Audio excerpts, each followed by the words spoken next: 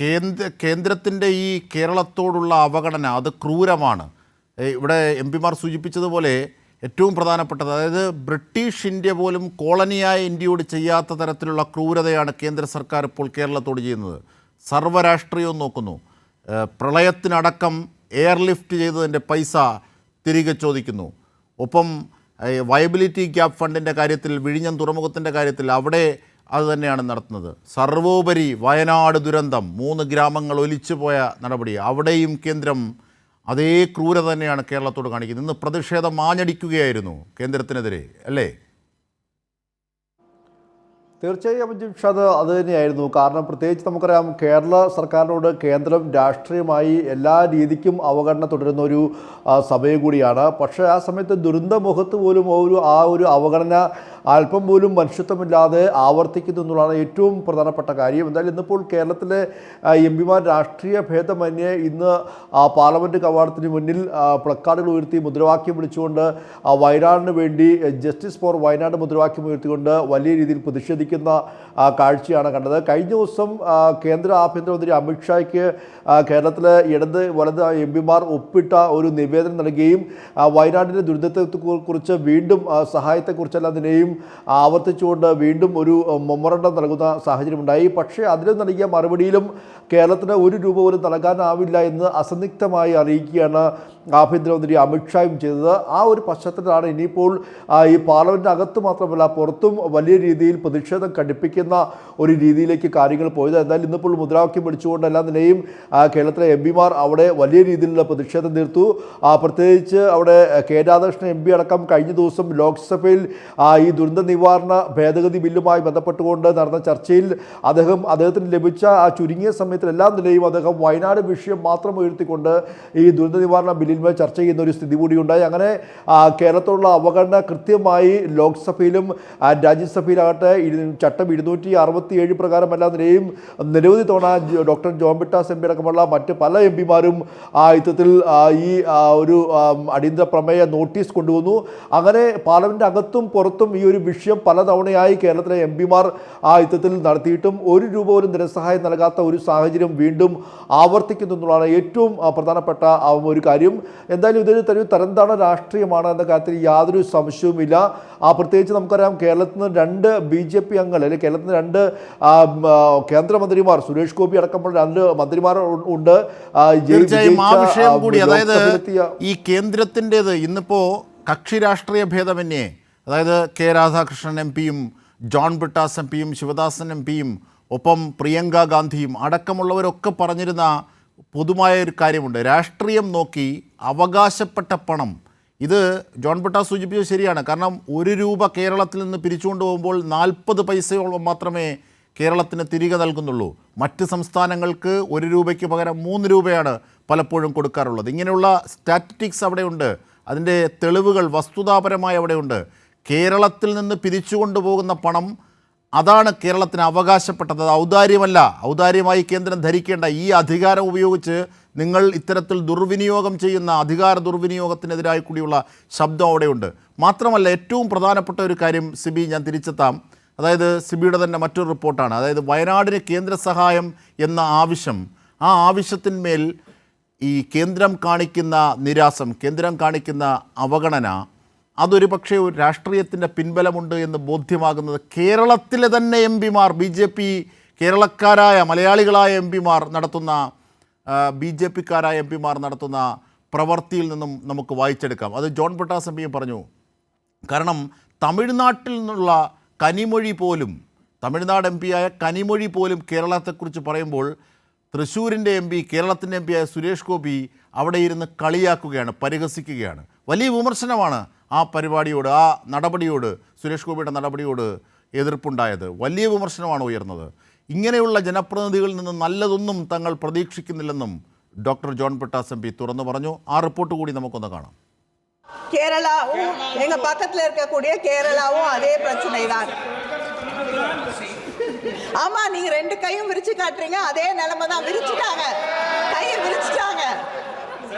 Central union government நம்மளை பார்த்து கையை விரிக்கிறாங்க. ദുരന്ത നിവാരണ ഭേദഗതി ബില്ലിന്മേൽ ലോക്സഭയിൽ നടന്ന ചർച്ചയ്ക്കിടെയായിരുന്നു തമിഴ്നാട് തൂത്തുക്കുടി എംപിയായ കന്നിമൊഴിയെ സുരേഷ് ഗോപി പരിഹസിച്ചത്. വിദ്യാഭ്യാസ ജനസംഖ്യാ നിയന്ത്രണമടക്കമുള്ള കാര്യങ്ങളിൽ തമിഴ്നാടും കേരളവും കൈവരിച്ച നേട്ടം ചൂണ്ടിക്കാട്ടിയപ്പോൾ സുരേഷ് ഗോപി എംപി രണ്ട് കൈകളും മലർത്തി ആംഗ്യഭാഷയിൽ കളിയാക്കി ചിരിക്കുകയായിരുന്നു. കേന്ദ്രവും ഇതേപടിയാണ് കൈമലർത്തുന്നതെന്ന് പ്രതികരിച്ച് ഉരുളയ്ക്ക് ഉപ്പേരി പോലെ തമിഴ്നാട് എംപിയും തിരിച്ചടിച്ചു. വയനാട് വിഷയത്തിൽ ഇങ്ങനെയുള്ള ജനപ്രതിനിധികളിൽ നിന്നും നല്ലതൊന്നും പ്രതീക്ഷിക്കുന്നില്ലെന്ന് മാധ്യമപ്രവർത്തകരുടെ ചോദ്യത്തിന് മറുപടിയായി ഡോക്ടർ ജോൺ ബ്രിട്ടാസ് എംപി പറഞ്ഞു. BJP എംപി കഴിഞ്ഞ ദിവസം നമ്മുടെ സംസ്ഥാനത്തെ എംപി അല്ലെങ്കിൽ പോലും തമിഴ്നാട്ടിലെ എംപി വയനാടിനെ മുൻനിർത്തിയിട്ട് സംസാരിച്ചുകൊണ്ടിരിക്കുമ്പോൾ കഥകളി പദങ്ങൾ കാണിച്ചുകൊണ്ടിരിക്കുകയായിരുന്നു അവിടെ. അതായത് കേരളത്തെ അപമാനിച്ചുകൊണ്ടിരിക്കുകയാണ്. ഇതുപോലുള്ള നേതാക്കളും ജനപ്രതിനിധികളുമുള്ള BJPയുടെ ഭാഗത്ത് നിന്ന് പ്രത്യേകിച്ച് എന്തെങ്കിലും നല്ലത് വരുമെന്ന് ഞങ്ങൾ ആരും ആഗ്രഹിക്കുന്നില്ല. വയനാട് വിഷയം കേരളത്തിലെ എംപിമാർ നിരവധി തവണ പാർലമെന്റിൽ ഉന്നയിച്ചിട്ടും ഇതുവരെ ലോക്സഭയിൽ സുരേഷ് ഗോപി ശബ്ദിച്ചിട്ടില്ല.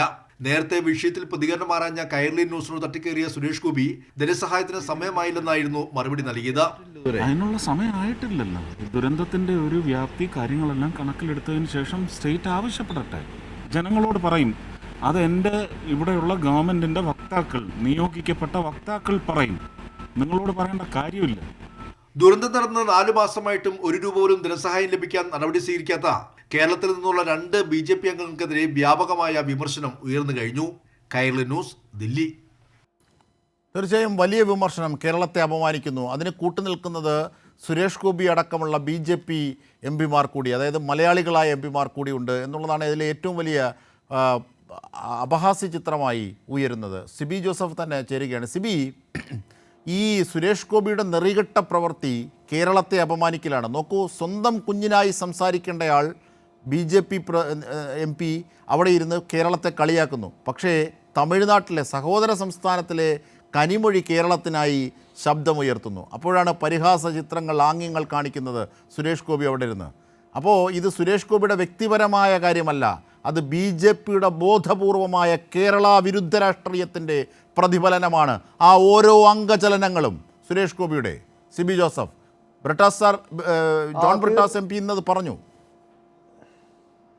തീർച്ചയായും അജിംഷാദ് തന്നെയാണ്. കാരണം കേരളത്തിലുള്ള BJPയുടെ ആ ഒരു മനോഭാവവും നിലപാടുമാണ് ഇപ്പോൾ സുരേഷ് ഗോപി എംപിയുടെ ആ ഒരു ആംഗ്യഭാഷകളുടെയും ആ കൈമലത്തിലൂടെ നമുക്ക് വ്യക്തമാകുന്നത്. പ്രത്യേകിച്ച് അന്ന് തൂത്തുക്കുടി MP കൂടിയായ കനിമൊഴി അവർ ദുരന്ത നിവാരണ ബില്ലിന്മേൽ ലോക്സഭയിൽ ചർച്ച നടത്തുകയായിരുന്നു. ആ സമയത്താണ് ഈ പ്രകൃതി ദുരന്തങ്ങളെക്കുറിച്ച് അവർ സംസാരിക്കുകയും ആ സമയത്ത് തമിഴ്നാട്ടിലുണ്ടായ സൈക്ലോണും കേരളത്തിലുണ്ടായ കാര്യങ്ങളും അതുകൂടാതെ ഈ 2 സംസ്ഥാനങ്ങളും ഇപ്പോൾ കൈവരിക്കുന്ന നേട്ടങ്ങളും വിദ്യാഭ്യാസ മേഖലയിലും ജനസംഖ്യാ നിയന്ത്രണ കാര്യത്തിലെല്ലാം തന്നെയും കൈവരിച്ച നേട്ടങ്ങൾ ചൂണ്ടിക്കാട്ടുമ്പോഴായിരുന്നു കൈമലർത്തിക്കൊണ്ട് സുരേഷ് ഗോപി അവരെ പരിഹസിക്കുന്ന ഒരു രീതിയിലേക്ക് എത്തിയത്. പക്ഷേ അതിന് കൃത്യമായ ഒരു ഉരുളയ്ക്ക് ഉപ്പേരി എന്ന നിലയിൽ കൃത്യമായി കനിമൊഴി അപ്പോൾ തന്നെ മറുപടി നൽകുകയും ചെയ്തു. നിങ്ങൾ എങ്ങനെ കൈമലർത്തുന്നു ആ രീതിയിലാണ് കേന്ദ്ര സർക്കാർ ഞങ്ങളോട് കൈമലർത്തുന്നത്, അല്ലെങ്കിൽ കേരളത്തോടും തമിഴ്നാടും എല്ലാ നിലയും കൈമലർത്തുന്നതെന്ന് കൃത്യമായൊരു മറുപടിയും അവർ നൽകുകയും ചെയ്തു. എന്തായാലും ഈ വയനാട്ടിലെ ദുരന്തത്തിന് ശേഷം ദിവസങ്ങൾക്കുള്ളിൽ നമ്മൾ തന്നെ നേരിട്ട് ദില്ലിയിൽ വെച്ച് സുരേഷ് ഗോപിയുടെ കാര്യം ചോദിച്ചപ്പോഴെല്ലാം അദ്ദേഹം പറഞ്ഞത് ഇതിൽ കുത്തിത്തിരിപ്പുമായി വരരുത്, റിപ്പോർട്ട് കിട്ടട്ടെ, പഠിക്കട്ടെ, എന്നിട്ട് സഹായിക്കാം, ഇപ്പോൾ സമയമായില്ല എന്നുള്ളതായിരുന്നു. പക്ഷേ ഇപ്പോൾ 4 മാസമായിട്ടും ലോക്സഭയിൽ അതിനുശേഷം പല തവണ സുരേഷ് ഗോപി ഇപ്പോൾ കഴിഞ്ഞ ഈ 10-20 ദിവസമായി ലോക്സഭയിൽ ഇത്തരത്തിൽ ശീതകാല സമ്മേളനം നടക്കുകയാണ്. ഒരു ദിവസം പോലും വയനാടിന് വേണ്ടി ശബ്ദിക്കാനോ സ്വരമുയർത്താനോ സഹായം ആവശ്യപ്പെടാനോ അദ്ദേഹത്തിന് കഴിഞ്ഞിട്ടില്ല എന്ന് പറയുമ്പോൾ സ്വാഭാവികമായും BJPയുടെ കൃത്യമായ രാഷ്ട്രീയമായ തരംതട രാഷ്ട്രീയ അജണ്ടയുമാണെന്ന കാര്യത്തിൽ യാതൊരു സംശയമില്ല. അതുകൊണ്ട് തന്നെയാണ് സുരേഷ് ഗോപിയിൽ നിന്നും ഇത് കൂടുതൽ പ്രതീക്ഷിക്കേണ്ടതില്ല എന്ന് ഡോക്ടർ ജോൺ ബ്രിട്ടാസ് MP മാധ്യമങ്ങളുടെ ചോദ്യത്തിന് മറുപടി നൽകിയത്. എന്തായാലും ഈ കാര്യം എല്ലാ നിലയും സോഷ്യൽ മീഡിയ എല്ലാ നിലയും വളരെയധികം ചർച്ച ചെയ്യപ്പെടുന്നുണ്ട്. പ്രത്യേകിച്ച് കനിമൊഴിയുടെ ആ ഒരു കനിമൊഴി സംസാരിക്കുമ്പോൾ സുരേഷ് ഗോപിയുടെ അത്തരത്തിലുള്ള പരിഹാസങ്ങളെല്ലാം നിലയും കൃത്യമായി സോഷ്യൽ മീഡിയ അടക്കം വളരെയധികം വിമർശന വിധേയമായിട്ടുണ്ട്. എന്തായാലും കേരളത്തിലുള്ള BJPയുടെ എന്ത് നിലപാടാണോ ആ നിലപാടാണ് സുരേഷ് ഗോപിയിൽ നിന്നും പ്രതീക്ഷിക്കേണ്ടതുണ്ട്. എന്തായാലും ഇതുവരെയും 4 മാസമായിട്ടും 1 രൂപ പോലും ധനസഹായം ലഭിക്കാൻ വേണ്ടി എന്തെങ്കിലും ഇടപെടൽ നടത്താനോ കേന്ദ്രമന്ത്രി കൂടിയായ സുരേഷ് ഗോപിക്കോ ജോർജ് കുര്യനോ തയ്യാറായിട്ടില്ല എന്നുള്ളതാണ് ഇതിൽ ഏറ്റവും ശ്രദ്ധേയമായ കാര്യം. അജിംഷാദ്, അതുമാത്രമല്ല, ഏറ്റവും പ്രധാനപ്പെട്ടൊരു വസ്തുത ഇവിടെ നോക്കൂ, സിബി സൂചിപ്പിച്ചത് ശരിയാണ്. കാരണം സുരേഷ് ഗോപി അത്തരത്തിൽ ആംഗ്യം കാണിക്കുമ്പോൾ ഇത് തന്നെയാണ് കേന്ദ്ര സർക്കാരും കാട്ടുന്നത്. കേരളത്തോടും മറ്റ് BJP ഇതര സംസ്ഥാനങ്ങളോടും കാട്ടുന്നതെന്ന് കനിമൊഴി അന്നേരം തന്നെ തിരിച്ച് അടിച്ചു. പക്ഷേ ഏറ്റവും പ്രധാനപ്പെട്ടൊരു വസ്തുത, ഈ സിബി അടക്കം ഉള്ള മാധ്യമപ്രവർത്തകർ സുരേഷ് ഗോപിയോട് ഈ കാര്യങ്ങൾ കേരളത്തെ സംബന്ധിച്ച് ആരായുമ്പോൾ അദ്ദേഹം പറഞ്ഞതെല്ലാം പരസ്പര വിരുദ്ധമായ കാര്യമാണ്. അദ്ദേഹം പറഞ്ഞിരുന്നത്, കേരളത്തിൽ പല ഘട്ടങ്ങളിൽ അദ്ദേഹം പറഞ്ഞിരുന്നത്, അത് പ്രധാനമന്ത്രിയോടല്ല മുഖ്യമന്ത്രിയോട് ചോദിക്കൂ എന്നൊക്കെയാണ് പറഞ്ഞത്. പിന്നീട് അത് കഴിഞ്ഞ് നിങ്ങളോട് പറയാൻ സൗകര്യപ്പെടില്ല എന്ന് പറയുന്നു. എന്നിട്ടാണ് പാർലമെൻറ്റിൽ ഈ വിഷയം ഉന്നയിക്കുമ്പോൾ അവിടെ നിന്ന് കോക്കറി കുത്തുന്നത്. കേരളത്തിൻ്റെ ജീവൽ പ്രശ്നം ഉന്നയിക്കുമ്പോൾ ഈ തൃശ്ശൂരുകാരൻ MP, ഈ തൃശ്ശൂരിലെ MP സിബി. തീർച്ചയായും അജിം ഷാദ് അതിനാണ് കാരണം. കേരളത്തിൽ ഒരു കേന്ദ്രമന്ത്രി ഉണ്ടാകുന്നു എന്ന് പറയുമ്പോൾ സ്വാഭാവികമായിട്ടും വളരെ പ്രതീക്ഷയോടെ ചിലപ്പോൾ ഒരുപക്ഷെ തൃശ്ശൂർ ജനത പോലും കണ്ടിരിക്കാം. പക്ഷേ അവരെ പോലും നോക്കൂത്തിയവരായി, അവരെ പോലും പരിഹസിക്കുന്ന രീതിയിലുള്ളൊരു സമീപനമാണ് സുരേഷ് ഗോപിയുടെ ഭാഗത്തുണ്ടാകുന്നത്. എന്തായാലും സുരേഷ് ഗോപിയോട് നമ്മൾ ഈ കാര്യം ചോദിക്കുമ്പോൾ തന്നെ അദ്ദേഹം, നിങ്ങൾ കുത്തിത്തിരിപ്പുമായി വരികയാണോ, നിങ്ങൾ കൈരളി ചാനലിലെ ആളല്ലേ, അതല്ലെങ്കിൽ ഇതിന് നിങ്ങളോട് പറയേണ്ട കാര്യമില്ല. ഇപ്പോൾ ഗവർണർ ആരിഫ് മാധ്യമങ്ങളെ കാണുന്നുണ്ട്. വയനാട് വിഷയം തന്നെയാണെന്നാണ് തോന്നുന്നത്. അതിലേക്ക് even that has not been done. So what to do? Sir, yesterday Air Force has written to Kerala Chief Secretary seeking fund from Kerala 137 crore from the first flood like in 2018 from the rescue relief operations and the Air Force expenses, and the state government is saying that now already no money is getting from the central side, and at the same time Air Force is seeking money from state. No, I am not aware of this, but I know one thing, that there are certain, they do not charge for the rescue and relief operation. There must have been something else. There are certain other heads. Fuel expenses kind of. There are certain other heads. Maybe under the rules they have asked for it, but this position can be explained. Sir, there is also one point that Tamil Nadu got the fund but not Kerala, and why is that? I think the answer has been given by the Honorable High Court, because they have not been able to give the data even to the Honorable High Court. After all, it is. So you are saying about that PDNA? I am not aware. I do not know the details, but I know one thing, that in a case relating to rehabilitation of the Wayanad victims, government could not provide data even to the Honorable High Court. So if you are not able to provide the data, the government procedures require some information to be submitted. Sir, what was clarification? Because already just you told that the government, state government have money for rehabilitation.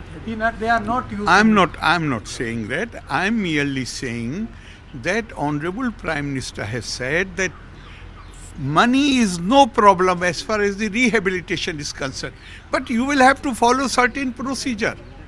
You have not been able to provide data even to the Honorable High Court.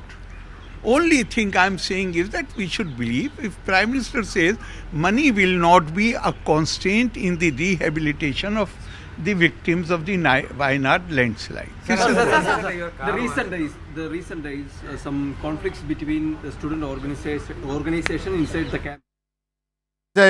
Governor Arif Muhammad Khan പറയുന്ന കാര്യങ്ങൾ, അദ്ദേഹത്തിന് ഈ കാര്യങ്ങളെ സംബന്ധിച്ചൊന്നും അവെയറല്ല, അദ്ദേഹത്തിന് അറിയില്ല. അതായത് ഈ post disaster അമെൻമെൻറ്റിനെ സംബന്ധിച്ച് മാധ്യമപ്രവർത്തകർ ചോദിക്കുന്നു, അതാണോ ഉദ്ദേശിക്കുന്നത്? അല്ല, അതേക്കുറിച്ചും അദ്ദേഹത്തിന് അവെയർനെസ് ഇല്ല.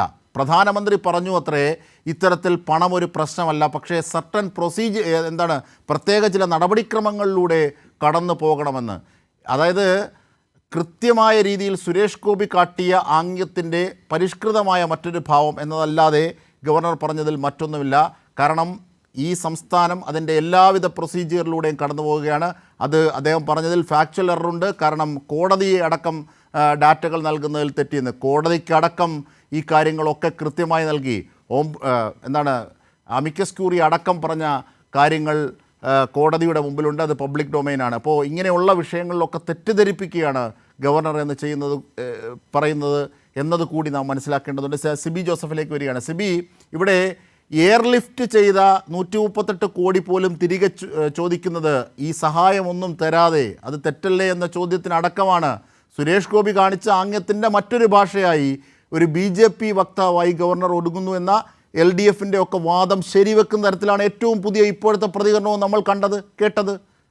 സിബി, തീർച്ചയായും അഞ്ജുഷാദ്, ഇപ്പോൾ നമ്മൾ നേരത്തെ പറഞ്ഞ പോലെ സുരേഷ് ഗോപിയിൽ നിന്നും കൂടുതൽ പ്രതീക്ഷിക്കേണ്ട എന്ന് പറഞ്ഞ പോലെ തന്നെ ഗവർണറിൽ നിന്നും നമുക്ക് കൂടുതൽ പ്രതീക്ഷിക്കേണ്ട കാര്യമില്ല. കാരണം അദ്ദേഹം നമുക്കറിയാം എല്ലാ കാര്യങ്ങളിലും ഏറ്റവും കൂടുതൽ നീതി പറയുന്ന അദ്ദേഹം. അതെ അതെ അതെ പത്രങ്ങളിൽ വരുന്ന പത്രങ്ങൾ പോലും തിരുത്തുന്ന ഇൻ്റർവ്യൂവിനെ സംബന്ധിച്ച് അദ്ദേഹത്തിന് ചോദ്യമുണ്ട്. അദ്ദേഹത്തിന് അതിനെക്കുറിച്ച് വിശദീകരണം വേണം.